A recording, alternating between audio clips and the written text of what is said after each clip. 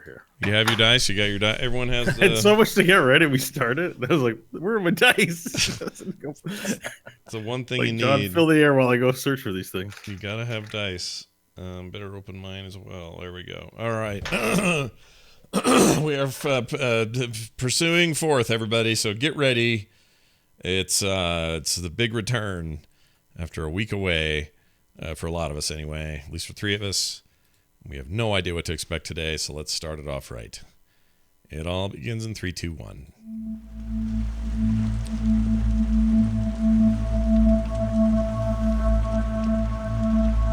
Hello, everybody, and welcome back to There Will Be Dungeons, episode 30.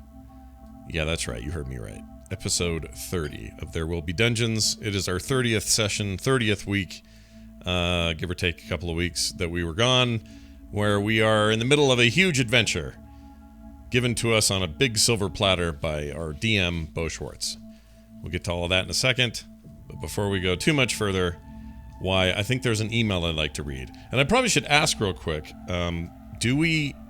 since you guys weren't here, you guys were in New York, Kristen, did you even write a thing, or what do we do? I don't know how John's taking it. John was gracious enough to be like, I don't want you guys spoiled, so can I take it? Okay, so John will take it. I told him not to do it. Oh, so he's not doing it at all now. So there's no recap. Oh. He told me after I wrote it, but he didn't tell me. This is intense. I really... So, it was written. Yeah. So John did write one. Yeah. But it's just for me. All right, it's for you and you alone. Well, maybe one day we'll auction that off. I do have a quick email to read from Dan, who wrote into the show. He found our address and all of our information over at therewillbedungeons.com. You're encouraged to do the same. Dan says, I've been a DM for over a decade and a D&D player for much longer than that. I love the fun that comes from a well-run campaign, and I have to say your campaign is a riot to listen to. More than once I caught myself alternating between laughing and shaking my head as you all stumble through the world. It's hilarious how often my own players do exactly what I don't expect or miss something that I thought they would be incredibly obvious. You all make it look so good. Bo does an incredible job of rolling with the antics of the players, and creating a story that is both surprising and engaging. The huge personalities of each of the characters and the NPCs make this one of the best D&D podcasts there is. So, thank you all for inspiring me to make my campaigns better and bring more and more people into the fold of D&D. There, too, may be episodes in the future. I'm an idiot. Here's to more episodes in the future. There, too, may be. Thanks again for all the fun, says Dan. Well, Dan, thank you very much. It's very nice of you to say so. And I gotta say, after a week off, I have been dying to get back into the scrum here. So, very excited about that. So instead of passing it over to Kristen, we'll do that next week. Instead, I guess I just hand it over to Bo, which makes me super nervous. I don't know why he won't tell us what happened. I'm terrified. We didn't listen because you told us not to, so we don't know. Bring up the music. Oh, we gotta do that. Hold on. Wait, I gotta find the thing. Okay, here you go. Big finish, big finish.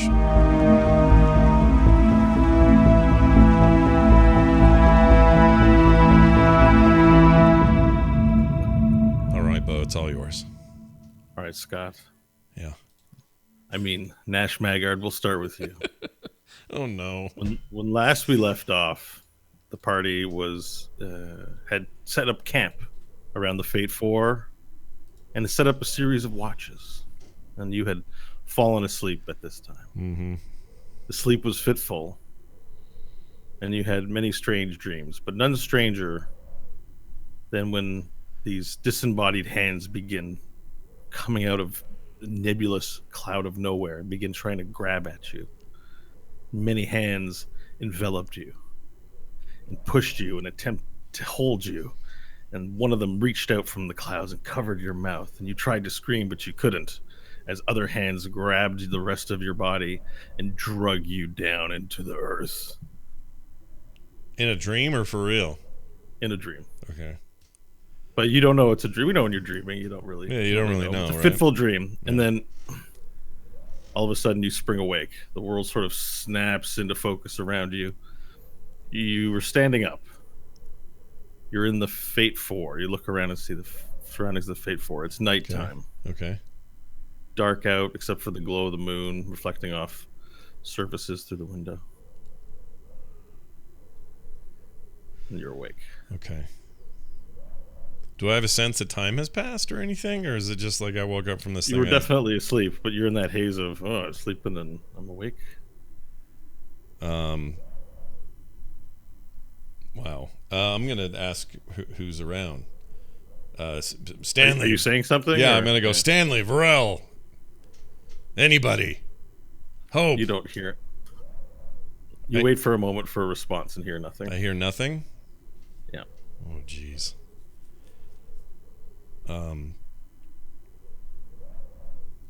Nobody's there. No bok, nothing?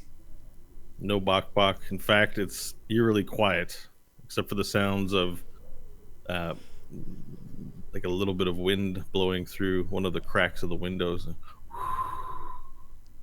You hear nothing. I'm going to lean down and peer out of one of the windows and just see if I can see anything out there. You go to lean down and find that you can't lean. Can't lean. I can't move. You attempt to make another movement and you can't move. This is the sound I make. Like that. Okay.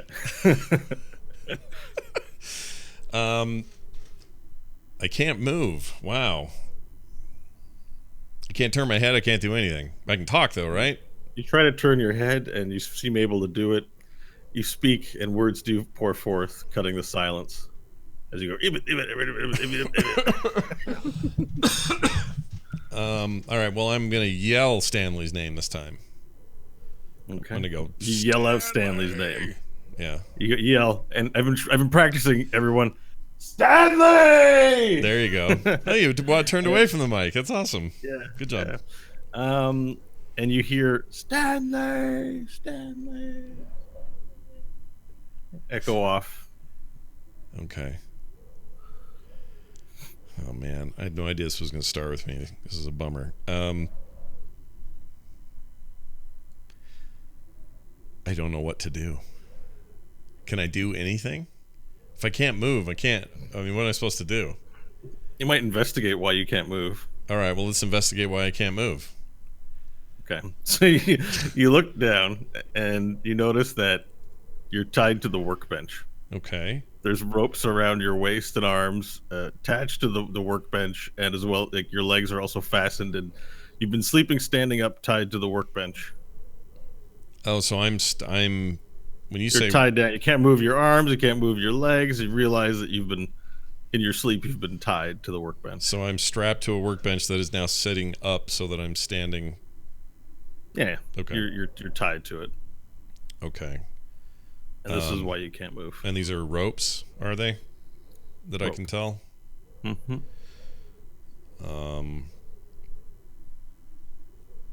Is my staff visible anywhere? You see the staff. You had laid down to rest sort of on the floor a little bit towards the front side. You see the staff lying on the ground there. Okay.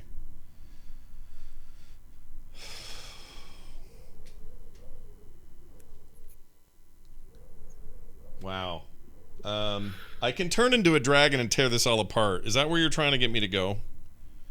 I'm not trying to get you to do anything. Keep in mind that your dragon form is quite large, may damage the Fate 4. That thought enters your mind. This is the voice of your conscience speaking, going, I could turn into a dragon, but no, I may break the Fate 4, and we need it to travel. Well, it's the only spell or action I have that isn't, that would do anything. Everything else is my hands are required or, The only hint I'll give you is A, that's not true, and B, well, if that's the case, then, you can just stay there as long as you like. It's not true, you say? Mm-hmm. All right, hold I mean, on. you can try to break open the ropes and do something with the rope. All right, I'd like to struggle and see if that loosens things at all. I'm going to use my power. Let's make a struggle check, please. Okay, what do you roll for struggle? That's a D20, Okay. and add your What would it strength modifier to it, please. be? I don't have any, so 11. Okay. If you struggle against the ropes and they feel like they're tight, and now one begins to pinch your right arm a little bit. The circulation, your limbs feel heavy from standing in place a long time, and it sort of tightens it and makes it feel worse. You don't feel very comfortable. Okay. Are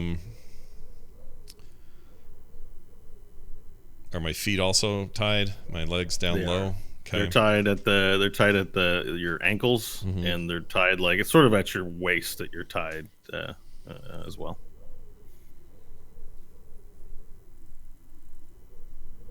You say I have a way to do this. I don't know what it is. Well, maybe we'll let you think about that for a while. And let me. I'm gonna stand in my prone standing position while you go. Get back elsewhere. to me if an idea. Yeah, give it back to me. All right. So, Hope and Vorel, in fact, as well. I'm going to describe a dream to you that your characters don't realize they shared, but just for the efficiency of time, I'm going to describe it together. In this dream, you are on the Fate 4, and you begin to feel that something magical and something exciting is calling towards you, and you're compelled to move towards it. And as you leave the area of the Fate 4, you walk out into the desert. This swirling eddy of golden sand appears in the night sky, and then the night turns to day, and all of a sudden, in an instant, there's sun everywhere. And the desert looks beautiful. It doesn't look terrifying or what's the word? Apathetic to your existence. It looks warm and enveloping, and this eddy of sand swirls before you. Now, you don't see each other in this dream. This is you're having this dream that's you think is unique to you, and the eddy of golden sand turns into a yellow brick road before you, and then on the horizon you see a great looking building. It's got these rounded tops, kind of like a mosque a little bit, sort of off in the distance. Looks rich, golden, shines, and with great warmth and enthusiasm, you proceed down this golden road, this yellow brick road, and you feel like you're floating, like your legs are barely walking, and that you're just floating. And you feel this sense of desire to see what's beyond in this mosque-like castle. And as you float down, it moves closer and closer. There's a retinue of what look like guards and courtesans, and they welcome you. It's the Great Hope, or it's the Great Vorel. Welcome. Please proceed to our Lord's chambers. And as you float through with great excitement and see the fanfare, trumpets go off, and confetti gets thrown out, you move into this large castle area, and then you're brought forward to this room with a giant set of stairs. And attendants come and take away your baggage, like your belongings, to stow them in a place that is, safe. You get sat in a chair and dust brushed off your face, and it's just you're clean instantly. Pling, and you feel as great as you've ever been. And even you, Vorel, this isn't a typical treatment that you would find appealing, but somehow this is a magical and positive experience, and you're feeling good about it. And as you enter the room, as you walk up, you're bidden to walk up the stairs, and of course you want to walk up the stairs. You walk up the stairs, and then you enter into this room that has a giant door and an archway. And as you pass through the doorway, you enter into this lovely bedroom. There's a giant bed, like double king size. There are tables full of food and attendants who have brought sweet berries and fresh mutton. And there's a big, large window, and you can see the landscape of the desert out there. And on the bed, Hope, you see an attractive tiefling man. And you see Vorel and Bok lying in bed with this attractive tiefling man. They're just lounging in the bed, nude. And Vorel, when you walk in, you see a very, very enticing lizard folk woman lying in bed with Hope and with Bok. And they're not clothed, but nothing, no one's getting busy. They look comfortable. They're eating. Attendants are feeding them. And as each of you have this sort of version of your dream, you just immediately are flushed with sexual desire and move into the bed. And Jeez, this is so much better than zombie hands in the dark. But keep going. Maybe if your thing hadn't have fallen off, you two could be part of this. Yeah, and then like Hope, as you enter the bed, as you kneel down and get in, you put your hand through the tiefling's hair, and Varel also comes up and begins caressing the tiefling man, and Bok as well. And there's this, not quite at sex, just this cuddling that's happening, this intense cuddling. And same with you, Varel. You see the lizard folk woman. Your walk is a little bit more straight, so you just enter straight into the bed and begin. You begin caressing lovingly the lizard folk woman. Not necessarily. I don't know if that's a lizard folk thing, but this is what you're doing, and you're enjoying it in this dream. And Hope is there, and so is Bok, and they're doing the same thing. And there's this kind of this major cuddling that's going on, and it seems to last for eternity. And then all of a sudden the ground falls away, and you feel as if you're being pulled down and ripped away from the most comfortable you've ever been in your life, the most happy in this dream. And you hear this loud shriek as you fall into a giant pit, and streaks of black light shoot by you, and you fall.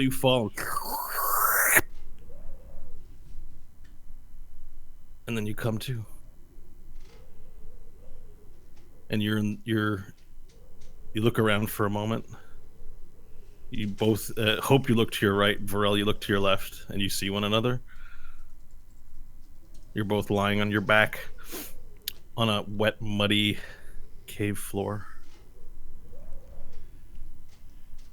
And you look around, and you see that you're in a larger room.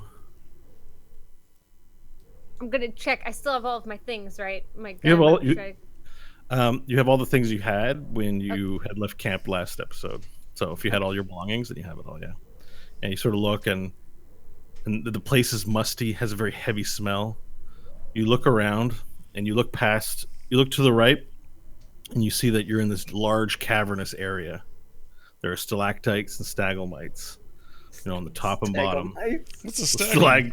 Stalactites and stalagmites. Oh, there you go. Stalagmites. Sorry, that's it. You notice that this cavernous room is that you're on a beach, and that there's a lake, but it's not a lake of water. It's a lake of oil and sand, and it sort of moves disconcertingly, and it's thick, black, and viscous. And you hear the dripping of oil from the ceiling to the ground, whoop, whoop, whoop, whoop, whoop, as it drops and splashes down. And on this beach to the right, you see a giant mound of bones, of human skulls, of tibias and things of that nature, femurs, all kinds of bones in this pile of bones. And you look to the left, and you see a hut, and you see a small fire, and over top of it is a cauldron and a table with chairs. You also see Stanley on his knees, head down, looking at his hands, kind of motionless. And near him, there's a giant mound of pink flesh. And as you wake up and try to make out what this flesh mound is, you see that it's like if you took a fat man's body and attached it to a tardigrade's body. You guys know what tardigrade is? No. A tardigrade is Google the image. Okay. It'll be gross, but Google it. It's a small it's the smallest known organism that can survive in space from Earth, but it has, if you think like a centaur, like a fat human bald man's body. Oh. With the tardigrade's bottom half. Right. Okay. And the skin is fleshy and wrinkly like a worm, like their little spaces, like an earthworm. And then on the back of it, it has this tail, and on the back there's this face of a woman on the tail, looking like something out of John Carpenter movie. And there's a big hole in it, and there's it's bleeding, but its blood is pink and fleshy. And there's a big hole in the center of its body, and it seems like you're looking at this, what I've just described, but as if it was a balloon and deflated like 50%. It's just lying as a corpse on the ground near Stanley. Wow. That's what you see. You also then notice Bok's near Stanley too. And he's talking. He's going.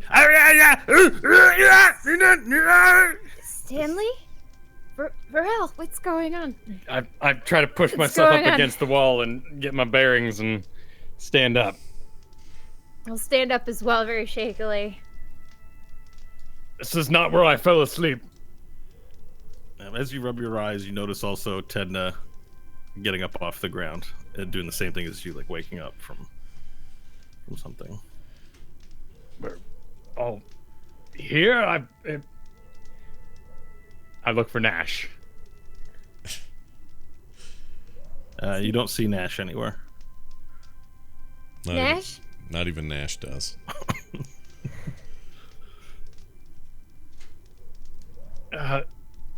Stanley, have you felled that great foe all on your own? And I'll begin moving towards him. Okay. As you begin moving, you hear a giant splash, and you look back and you see a stalagmite is the one from the top, as it cracks from the top of the ceiling and falls down, hits the oil lake, makes a giant splash, and the splash jumps up onto the beach and covers everyone in oil and sand. All of you. It's I'll heavy. start wiping it off. As you start wiping, you begin feeling the earth beneath you sway very uncomfortably. Start jogging away. Okay. Do you know? Yeah. So you look around for the direction of away, That's like Stanley, away from the towards beach. Stanley. The Stanley's cauldron. near the beach. Oh, Near the he's beach, close yeah. to the beach. Yeah, all this, the bone, the pile of bones, the hut, the table, the cauldron, it's all near the beach. Oh. Did the fireplace get splashed with oil? It did, and it made a little whoosh as it consumed some of the oil. But like the splash was not a full on splash; it was like a driving by with a puddle splash. So it's A spray. spray kind of where you're at. Yeah. I will. The spray of the oil would have been enough to kind of make me more aware, and I'm gonna just look up and see the two of them up and moving and realize what's going on and just yell, "We have to go." Yeah, and as if on that note, ominously, you hear and the shaking intensifies a bit. Can I get everyone to make a dexterity save, please? 13. 17. Wait a minute. Dexterity? 19. I think you're safe, Scott. Nash, you Oh, get I'm not advantage. there. I'm not. Yeah. But if you did, you get advantage because you're tied to a post. Yeah. Good point. Good point. Okay, so everyone sort of, I'm gonna roll for the characters. Okay, Bok slips. The ground shaking. He goes, ah! And he just falls on his butt. He sort of lands on his butt. The shaking is still sort of the swaying of the earth beneath you is continuing. I'm gonna get up with a wince and just start running and just say, "We have to go. Move." Yeah, and so as you say that as well, a piece of the side of the cavern sort of breaks open, and a jet of oil shoots out into the lake. And a loud noise begins filling the room as there's now this sort of like geyser shooting out of the wall where there's oil, just oil sand coming out. As I pass them, I'm gonna just say, "Follow me. I'll show you the way out." And then I'll yell, "Lemon tree, lemon tree." As you yell lemon tree, okay, you yell lemon tree. All right, can I get everyone to make initiative rolls, please?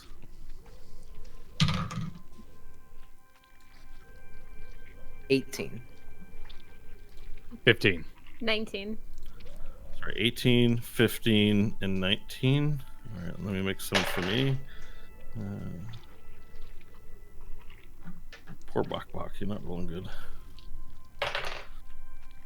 Okay, so this is what's going to happen. You're now going to begin running. We're not going to do turns and turn orders, but you're going to sort of declare your actions, and we're going to resolve them together. Okay, and then another part of the turn will happen. So, Stanley, you're moving towards... so, as Stanley points to run, you notice that there's a hill in the back away from the beach, and it sort of funnels into this doorway. It's about 120 feet from where you guys are now. And that's where Stanley begins running to. So Stanley, you're running towards the door. Yeah. So that's use of a dash action. So you're going to move 60 feet this turn towards Yeah. towards the door, which is 120 feet away. Okay. Hope and Pharrell. You're still in the daze of waking up. It's been mere seconds, and you're being told to run, and structurally doesn't look very sound around you. All right, I will grab a slick box foot, and however many feet that costs me to get to him, grab his foot and run after Stanley. Are you carrying him then? You're lifting him up? Yeah. I mean, Yeah. if he You fell grab on his butt, I will grab his leg as it's down and kind of as we run, sort of lift him up because he's got to be what, like 60 pounds, 70? He's not too bad. Yeah, no, you can lift him quite easily. We don't have to roll for this. He doesn't resist you, so. Yeah, so a little bit of a swinging action to bring him up around onto my shoulder with butt facing forward and start So running. that'll cost you 20 feet of movement. Cool. So you'll be 40 towards the door if you pick him up and make your way towards the door. Kristen, Cool. I'll grab Tedna's arm and then start running in the same direction. you okay, he's on the way, so you can pick him up as you go. Move the full 60 feet. So Varel, you've got Bok, and you're grabbing Tedna's arm, like where, like his hand like his or wrist, his forearm, so that his if he wrist. trips or something, Like a I got child. him. Okay, go. All right. And as you say, lemon tree, a cat materializes out of nowhere, and you see Buttons. Hey! You see Buttons appear and go, yes, I think a lemon tree is appropriate. It's time to go. And then he goes into cat mode. And he just starts taking off, and he gets a little farther than you guys. So let's say I'm just doing a little bit of note taking. So this was Stanley. This was Varel. This was Hope. Okay. And so that would mean Bok is at 40. And Tedna, let's say, is at 60. So there's 60 more feet between most of you and the door, except for Varel. And Buttons is way ahead. Okay. Okay, perfect. So now what I want each of you to do is to roll a d20 for me. You will want to avoid rolling a 1 or a 19. Well, I rolled a 1. Okay. 11. Okay. So thanks for telling me 12. what not to roll. 'Cause Kristen? that's exactly what it went to. A Kristen? 12. 12? Okay. So I'm also going to roll for the other two and Buttons. Okay. So we rolled a 1. So basically, as the room begins crumbling around you, with each move, you're also going to roll an event die, which you're going to get progressively harder to dodge. So you get your first event now. It's a critical fail, so it's a really bad one, that means. Good. I'm glad I was able to fail on the easiest out of to the way. avoid. All right. So as you run, as you begin running, a large rock decouples from the ceiling and falls directly down on top of you. And when I say large rock, it's the size of a car. This large boulder just breaks off from the ceiling as the room begins to sway and falls down on you. I'm going to need you to make a dexterity save, please. Did I notice it at all coming down, or is this out of nowhere? Is what out of nowhere? The rock. The rock is from directly above you, so it Can wouldn't I be cast Featherfall on it? Is there a limit on the size of object you can cast it on? Let me see. It might be creature, but let me double check. Yeah, it's creature. Yeah, you can't do it on objects. All right. What save am I making then? A dexterity save, please. Dexterity 17. A dex 17 save. That's going to be 13. Okay, so the rock hits you. Bam! The rock just with no impunity falls down on top of you. Sorry, 1 second. You take 11 points of damage as a rock, as you sort of it hits you on its way down, just it doesn't crush you underneath it, but it pushes you down a bit, so you're also dazed, which means there's not a dazed. I think dazed is the wrong one.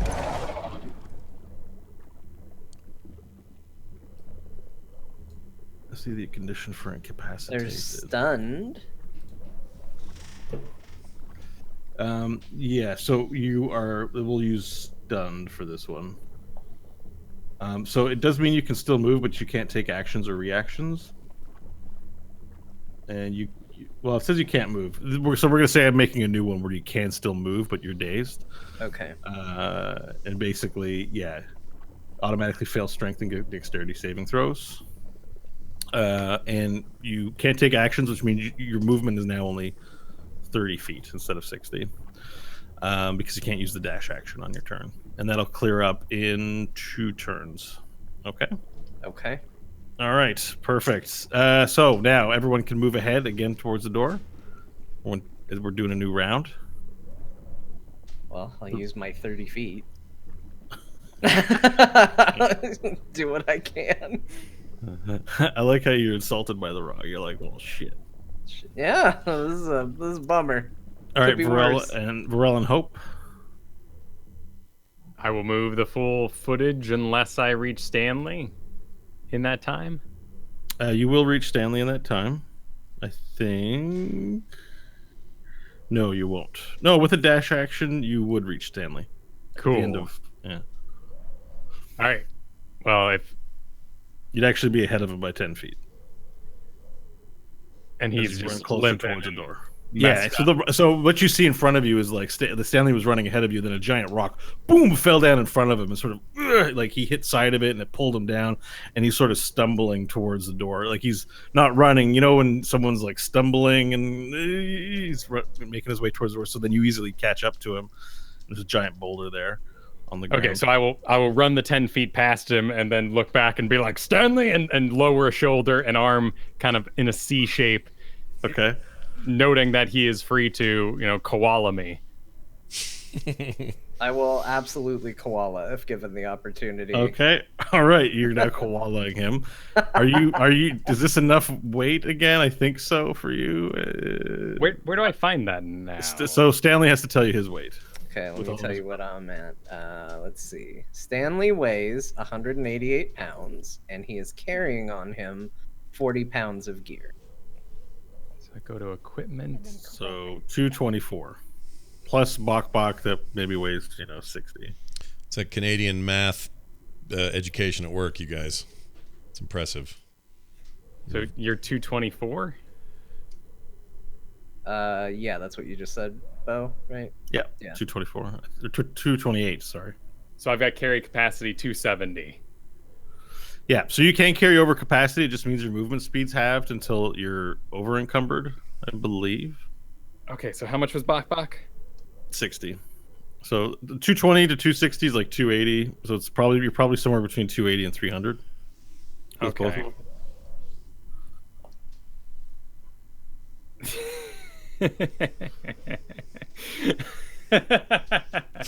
All right. Bok's lubed up, right? Yeah. From oil.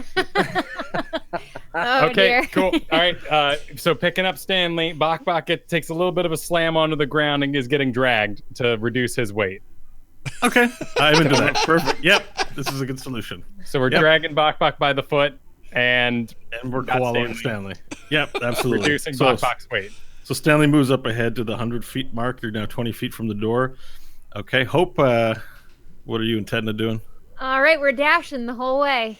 Dashing the whole way. So you make it to the door. Now you've used your action to do the dash, so dealing with the door will be the next round. Bok is up with you at 100 feet. The other two are left. So we'll have Buttons makes it to the door with his normal move, and it's a push handle door. So he sort of climbs up to the door and puts one foot on one side, one foot on the other, and like uses all of his might. He's like opening this door that isn't actually probably that hard to open, but he opens it a crack and begins pushing it and making room for people to run through. Who's this character? Oh, that's Tedna. He's up with Hope. Okay, I just wrote it really bad. Okay, perfect. So everyone roll a d20, please. We want to avoid an 18, 19, and a 1. 17. A 9. A 9. Okay, and that also applies to. Okay, so Buttons actually rolls a 20. 15 for the other one. Okay, so no bad events happen. And Buttons actually gets this surge of energy, pushes the door all the way open, kicks up some dirt to prop it open, and on the inside you see there's a large room full of cement brick. Not cement bricks, but like stone brick. And there appears to be, from what you can see, a long hallway leading to another set of doors and a large ceiling where there's a second floor. And you also see bricks like tumbling from the ceiling as the room shakes. Okay, everyone can now declare their next move as they continue on. In a stunned mutter, I would just say, just keep going straight till you're outside. And I'm going to continue to be koala'd, I guess, beyond that. Okay. I will continue to be a koala man. All right, so Varel. Cool. I will give a scream and haul ass as hard as I can, carrying everything I can. And Okay. if for any reason, so that's as long as the 60 weight feet of matches, we're movement. good. Yeah, another 60 feet of movement for you, Varel, as well as for Stanley. So you burst into the room, and you see in this room there's a row of smaller rooms on the left side and right side. They all appear to be empty, but small little cells. And there's an opening in the ceiling where it moves up to a second floor, but there's no stairwell to the second floor anywhere. And on the second floor, though, you also see lots of small little rooms lining either side of the walls. And it's a long hallway on your floor leading all the way to another set of doors like you just walked through. But the room is shaking, there's stone bricks falling, and you hear behind you as what must only be more jets of oil and pieces of rock coming down, bringing the whole place down with it behind you. Okay, so that's 160 for you, for Stanley, and for Bok, who's getting dragged. Okay, Hope. All right, straightforward. All right, and you're pulling Tedna with you. Yep, straightforward. It's for another 60 feet for you. Okay, and you're actually, it's funny because you hear Varel right on your back foot, he trucks, and you guys are somehow running faster than him. It's just ahead of him. He's got a koala. He's got all the heavy stuff. Yeah. So, and Tedna's booking it, and Button's also now way ahead of you guys again. 100 and yeah. So so he's actually not way ahead of you guys. Everyone makes it through the door, and then he jumps and lets the door close. And as the door closes, seems like a piece of rock falls onto it, or something happens. You guys don't look back long enough, but you hear and pieces of door fly past you as you're not quite sure, but the door basically no longer exists. And then you see Buttons shoot ahead of everybody, running past everyone again on his movement. That's 80. Yeah, so he's again 20 feet ahead of everyone as he goes to the other door. Okay, everyone roll their dice. Don't roll a 17, 18, 19, or 1. 11. 7. 8.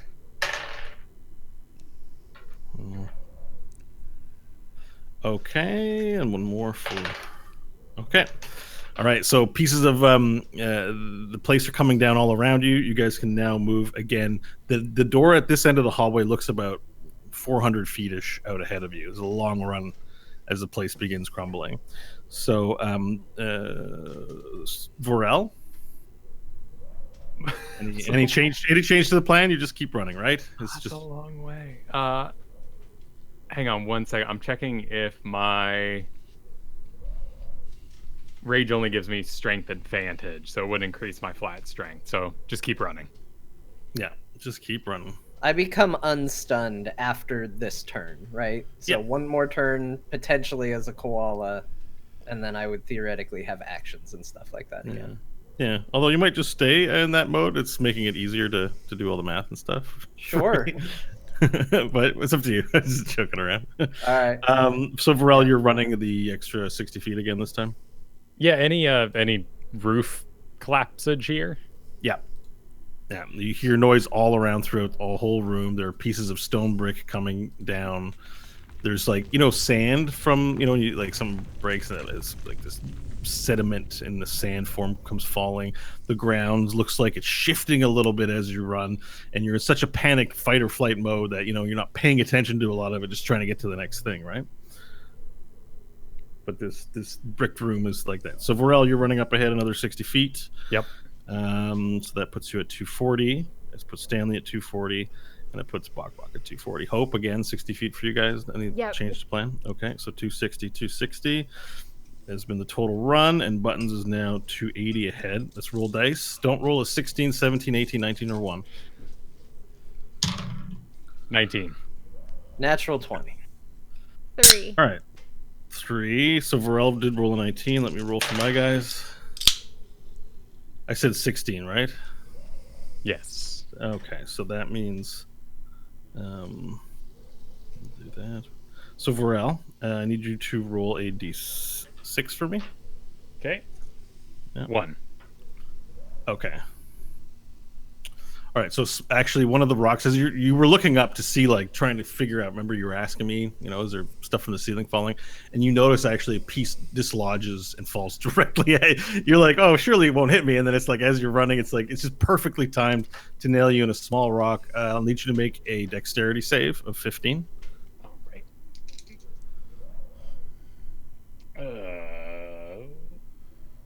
10.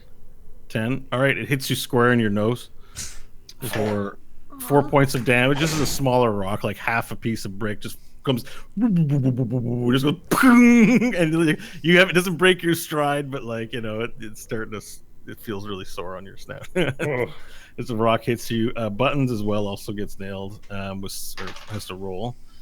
And actually, several large rocks fall in his direction as he's running up ahead. It's like a couple of rocks sort of fall down on top of him. And he takes 14 points of damage, and he sort of starts stumbling around. He's no longer being fast. Like a bunch of rocks sort of nail him all at once, and he's sort of staying still for a second as he takes the 15 points of damage. Okay, and so Stanley, you rolled a 20, which means you get a second turn. Oh. So if you were running, you could move extra speed ahead or do something. I'm no longer stunned now, so I could take an action if I wanted, right? Sure. Yeah. The 20 clears your stun. If let's say if it was, you're like back into awareness. I am going to cast Cure Wounds on myself because I'm in real bad shape. Oh, I guess you did get hit. At level 2. The scene is kind of like your friend gets hit in the nose of the rock. And you're like, oh, that reminds me. Keep in mind, Bo, I had a bit of a fight prior to that rock coming down too. Oh. I was not in okay. All right. great shape. That's good healing either. Stanley's so bad at everything. That's 9 HP back. That's all right. That almost undoes the rock. All right. Cool. Right. And so I'm gonna continue to koala, but if we catch up to Buttons, I'm gonna let go and see if I can scoop up Buttons, seeing as I know I'm gonna need to probably carry him eventually anyway. Okay, he's 40 feet ahead of you, so you used your action to scoop him up. Yeah, I'm still riding with Varel, but when I get you're getting ready to pick him I'll up. let go Right. to grab him. Let's do the next one then. So everyone's running again another 60 feet. Does anyone want to do anything different than that plan? Maybe that's what we'll do. Is anyone doing anything other than running? Okay. I would just be scooping up Buttons, but I don't. Okay, so you run Hope or Varel runs the 60 feet. You get able to scoop up Buttons, so you now have Buttons with you. You're in koala mode with Buttons. Yeah. And Varel's dragging Bok Bok. There's this like torrent of 4 things sort of running all together. Okay, and then there's Hope and Tedna, who also are slightly ahead of you guys, running. She's pulling him like a child, I guess. Is it like a child? I mean, you guys are running together. I mean, I'm sure he can keep up, but it's it's not like a child. Hand on the wrist. There's a hand on the wrist business going on. Okay, so it's more adult. It's less parenty. Okay, everyone roll and make sure to avoid a 15, 16, 17, 18, or 19, or 1. 12. 16. A 3. Okay, and I will roll for my guys. Okay, perfect. Nothing here. So Varel, you're gonna roll a 1d6 for me, please. 6. Okay. Okay. As you run along, several large rocks now are starting to fall all around you, and they nail you several times. I need you to make a dexterity save, please. Oh, well, thank goodness I get advantage. 9. Okay, so they nail you. You get hit with several rocks that do a combined total damage of 7. So these large rocks come, as they fall down. They're like, ah! You're like, ah! As you run with Bok Bok on one hand and Koala Stanley in the other. I'm not koalaing anymore. Now I'm carrying buttons. Oh, I thought you were gonna pick him up as you were koalaing. No, I'm carrying him with me now. Okay, but you're not koalaing. I thought this was a chain koala. I can take it. I can carry a cat. I mean, if you can take a cat getting added, sure, we'll continue a double koala. Do we dare do a double koala in a hallway of doom? I think we should if Bo will allow it. Yes. Yes, yeah, it's done. Otherwise, I'd lose momentum if I had to put you down. Exactly, right. It's done. It's done. Well, You're all together. Double koala. As you guys run towards the middle, you're now in the center area of this long hallway. Almost there, a large piece of brick from one side, looks like a column, begins falling down and collapses in front of you, filling the room with dust and debris.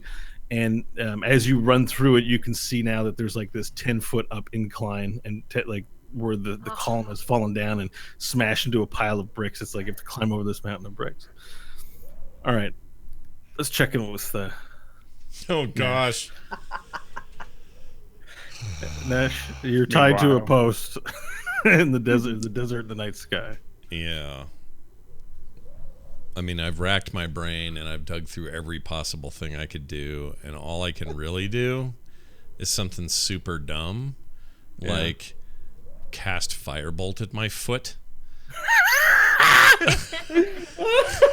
All right, I don't mean to laugh. I just think it's funny. I don't know what else to do. I don't have any. I'm sorry, but let's roll an Arcana check, and if you roll well, I'll give you a hint. Okay, let's do it. Interesting. Hold on. That would be let's see, 21. Okay, you concentrate, you quiet your mind a bit. This is a technique you learned back in the Solar Mines called meditation after you played baseball and watched MASH. Solar Mines. God, Solar Mines is rough. Yeah. Gotta calm down after that. Yeah. You remember learning this Buddhist meditation, and so you quiet your mind and think. You go, oh, you have this spell called Enlarge Reduce. Oh shit! And you can shrink yourself so that the ropes would no longer bind you. But I thought you know what, I have it in my head that I have to be able to point at the thing I'm doing it, and if my arms are strapped down, that's why it didn't occur to me. Yeah. Kind of across the board. You could probably point up. Yeah, I can get a little finger going. All right, well then I'm gonna Phrasing. reduce myself. Mm-hmm. Wait, is that if I increase myself, I can break through them and actually be a little tougher if I find my friends. Although I could jack up the I said You the can Fab jack up Four. the Fate 4. Yeah, I can jack up the Beatles. I almost said Again, the Fab Four. the dragon was always an option. It's just probably you're taking the Fate 4 with it. Yeah. With it. All right. You Well, have let's a reduction. let's cast it then. I will shrink myself to half. You shrink yourself to half, and the ropes begin to just fall away off you as you're now half the size you were, and you're free. Okay. The ropes just fall down loose, and you step out and get through them. And I felt like I could never self-target either. I don't know why I thought that, but I'm a creature, so yes, I can. Or I'm an object, I guess. All right, so now you talk like this when you rock around. So I say, I don't trust these ropes, and I throw them off to the side. And I want to make my way to the door and open it and see if I can see anything.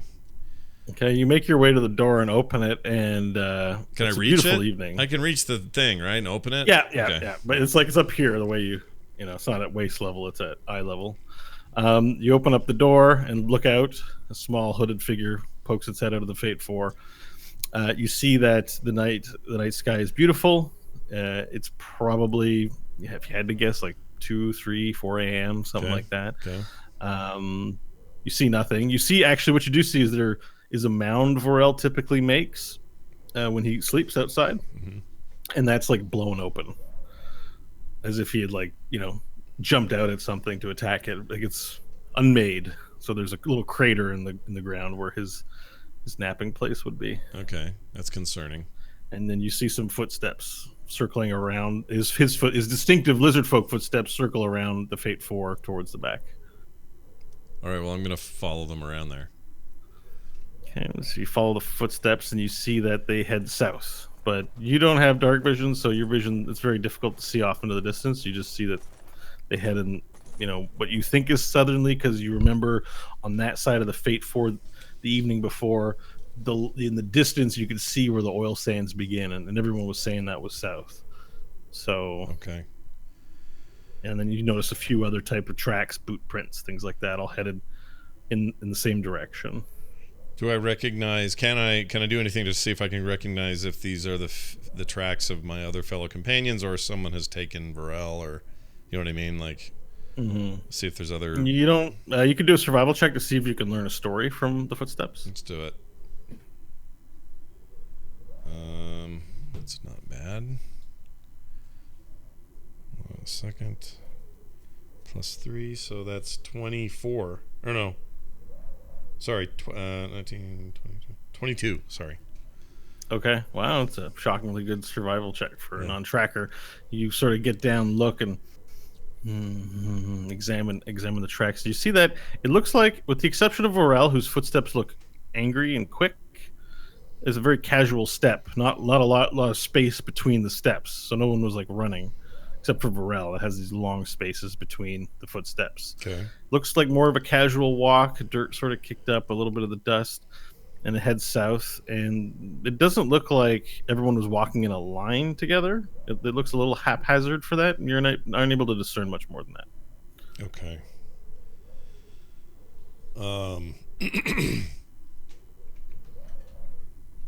I'm gonna yell Stanley again.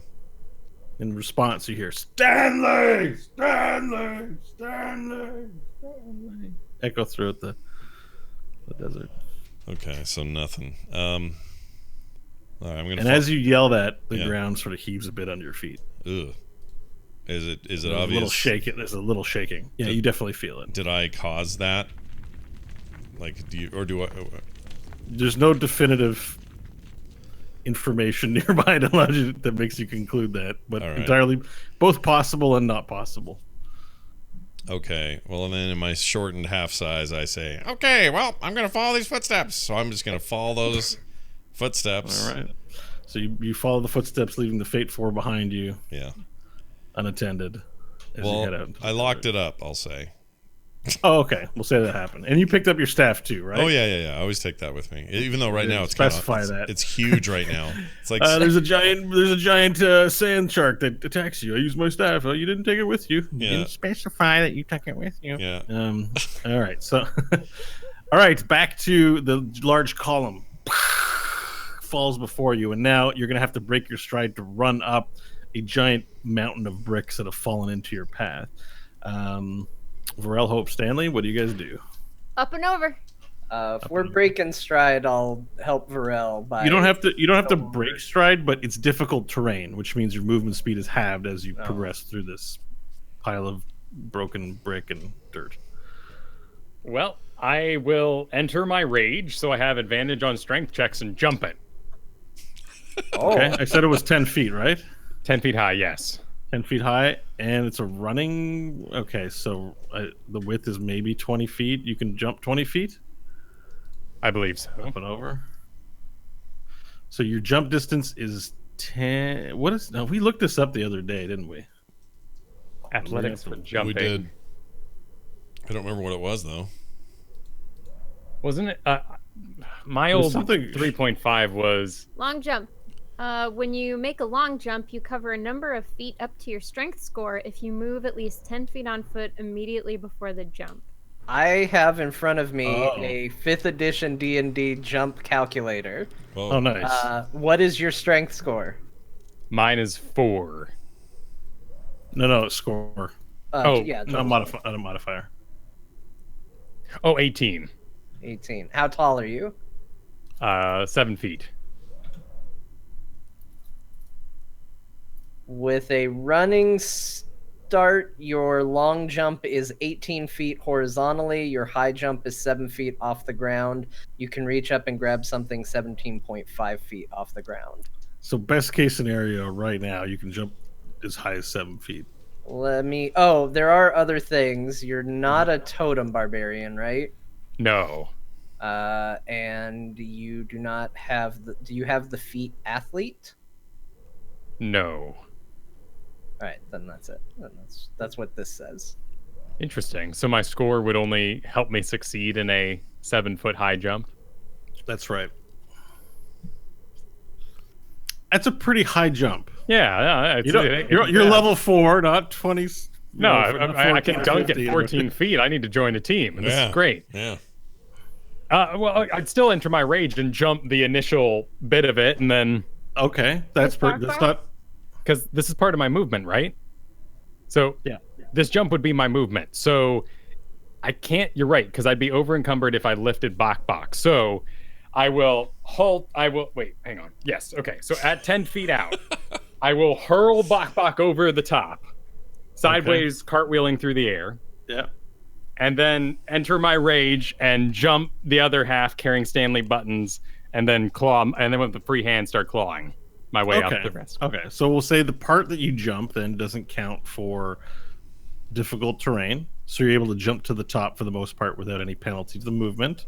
Cool. So, okay, you jump up to the top, you get over. You're now up on top. Can we roll a dice to see how far Bok Bok lands? Athletics, Yes. please. All right. A 25 on hurling Bok Bok. So Bok Bok is way lighter than you realize, but has enough weight to carry some solid momentum, and you fire him out. You basically fire him over the top of the wall, and he goes as he flies out. He almost blinks out of existence. How far you float, like he disappears over the wall, and so you don't know where he's ended up. And it's so loud you don't hear any thud from where he was hit. You jump up to the top of the hill. As you crest the top of the hill with Koala Stanley, who's Koala Bubblesing, you don't see Bok Bok anywhere. You see a bunch of rocks just raining down around you as the ground shakes. Yeah, and then you're able to descend over to the other side, clearing another 60 feet, or not 60 feet because it's difficult terrain. So Half that. 45 feet. Oh, that was half. But you're up and over the wall. Hope you still have to make it over the. We're just gonna climb as fast as we can up and over the rubble. Okay. Just run into that wall. All right, so you move up head on over. Basically, what that'll mean is you have Varel's now ahead of you, and you guys have moved 30 feet because it was difficult terrain. Okay, so that puts you at 350. Oh, it puts you still. You're still slightly ahead of Varel. Okay. And Bok Bok is like nowhere to be seen, but he's way far ahead. Okay. Bok Bok's taking the lead. He got rifled. Okay. So now I need everyone to roll a dice. That's don't avoid 15 or higher. 3. 6. 10. You don't need me yet, right? We're all in the same place? No. Okay. Okay. So as you crest over the hill and move down to the other side, let me see here. This is for. Okay, Tedna. A large rock falls down and hits Tedna. He's got to make a save. Does not save. Ooh. Hits him for 20 points of damage as a large rock falls down and smashes him right in the face. And you guys, your grip on each other's hand disconnects, like he slips, and he gets hit in the rock, and he sort of stumbles and then lands face first in the mucky brick on the bottom, and is like his body's shaking a little bit as he tries to get himself up. He's prone. So he's prone. All right, everyone, the next round begins.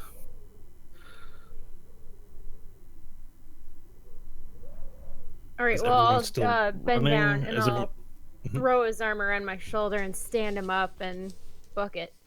And book it. Okay. So you go to help him up. So it costs half his movement. So helping up isn't really going to reduce that amount. But you do help him to get up quickly, sort of dragging him up and run. So this time you only make it 30 feet. So now you're falling behind Varel. Are you guys are the koala team still running like crazy? Yes. Okay. All right, everyone roll dice. Avoid 14 or higher. 14. 14. 19. 19. Like a test I could roll. 19. All right, let's see what the rest of these guys roll. Okay. All right, I need you both to roll a d6, please. 6. 5. Yes. Oh no! That is not good. All right, a large pile of rocks fire off from the ceiling and the sides in your general direction as you help Tedna up. You're gonna have to roll a dexterity save. Hope. 5.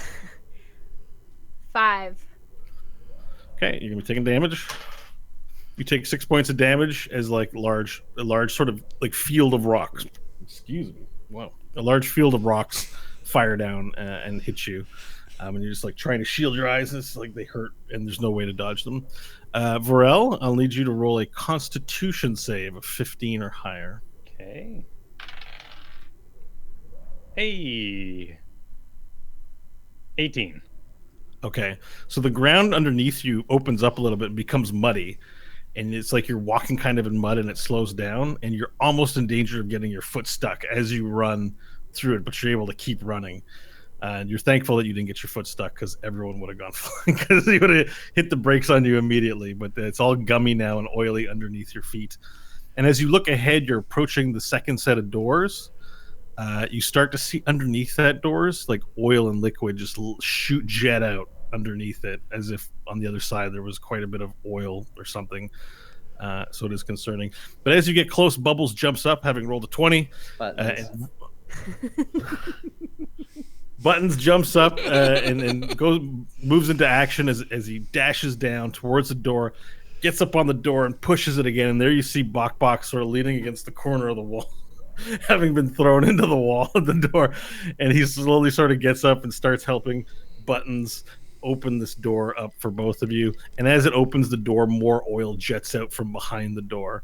But they succeed in opening up, allowing you all to run through on your next turn. So this is now the next round. I didn't take any damage, so I have no longer raged. Okay. Yeah. Oh, damn. You should have failed it. You might have taken some damage and stayed raged. But all right. So, Stanley and Varel, you guys are within range of the door. So, do you want to run through? Yes. Yeah. Okay. So, as you go to charge through, all of a sudden, this big crack in the wall. You hear this loud thundering in the wall. I need you to roll a dexterity save. Which wall is happening? In front of you, directly above the door. Can I reach it? So what it looks like's happening is that the ceiling is coming down on the door, and you're about to run into the wall. Oh. Yes, but they're behind me, right? Yes. Hope Bok and Buttons are ahead of you. Tedna and Hope are behind you, and Stanley, I think, is still koalaing on you. Cool. Then I will. If we get to the door and they're behind me, I'm going to re-enter my rage, brace, and catch because it's going to block the door. Okay. Very so good. I won't dexterity at all. I'm gonna. Okay. You're gonna strength check. Yeah. Okay. Do it. And I will let go Koala to allow him to have full range of movement for this. 16. Okay. So this is to make sure you get there in time. Okay. So the athletics are for your running. So Okay. you throw off Stanley, like that you perceive and get and put your body in position to catch the ceiling. You run through the door. You realize it's cave wall on the other side of this door. You run through. Stanley tosses off. You're Captain Americaning it to that area. You go down underneath and you get ready to catch, and you catch the initial weight. But this is a large cavernous wall. You have 6 seconds. You'll have to make another strength roll on the next round in order to hold it up. It's killing your body at the moment. Yeah. I assume So so. you take 6 points of damage. Okay, so Varel snaps underneath his both arms up as he goes, and you hear him. He's yelling. Can you yell? Ah! is yelling and holding it for everyone. So everyone's within range to run through. Does everyone run through? Yes. Yeah. Okay. All right. Bubbles, Bok, Tedna, you guys all run through. Need everyone to roll the dice. 13. Avoid 13 or higher and avoid ones. And this is a 20. 4. 4. 3. Okay. Well, Wow, we mind, did good. I It get 3 started rolls so too. bad. I get 3 rolls for the other characters as well. Okay. Wow. Bubbles gets another 20. Jesus. Buttons. Buttons. Buttons gets another 20. Button's last name is Bubbles, right? Button Bubbles. That's his name. Bubbles. Buttons and Bubbles. Okay, so everyone runs through, makes it through safely. No one has anything hit them or fall at them. Everyone makes it through past you, Varel, and as the ceiling starts to get lower and you start to crouch lower as it's just crushing you, I need you to make another strength save, please. Right. You have to make this save. 18. Okay, you're now crouched lower, so you're Wait, kind of in this 20. Yes. natural 14 20 or plus just 6. 20? No, just Okay. normal 20. All right, so you're holding the ceiling is like it's only a matter of time before it crushes you completely. So you're now crouched down. You've got to sort of shoot out before it Yeah. squishes you between If it. I could, I'd let one knee fall to do a diagonal and let Yeah. one side rest and then try to. And roll. Yeah. All right, so that's going to have to be an athletics feat as well. So I'm going to need another roll from you to escape. Okay. Can I inspire him? You can. All right. Look at Varel and say, "You got this. We're almost out." And I'm gonna inspire him. Excellent. I will use it immediately. Awesome. A 6, right? A D6? Yeah. Yeah. 22. Okay. So you get down on the knee. Describe exactly. It's going to work. I just don't know exactly. So Which the catch Victor? was to double hand it so that they could get through. Then I'm going to kind of Hercules down onto one knee so it slides sideways and some of the weight is now propped on the ground.